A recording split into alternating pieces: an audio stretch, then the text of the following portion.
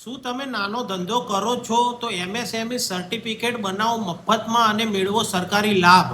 તો આપણે આજે વાત કરીશું એમએસએમઈ સર્ટિફિકેટ વિશે, તો વિડીયોને ધ્યાનથી સાંભળવા વિનંતી. એમએસએમઈ એટલે micro small and medium enterprise registration, જે સરકાર દ્વારા રજિસ્ટ્રેશન કરવામાં આવે છે. એમએસએમઈ સર્ટિફિકેટ બનાવવા માટે આધાર કાર્ડ, પાન કાર્ડ અને બિઝનેસની વિગતો રજૂ કરવાની રહેશે.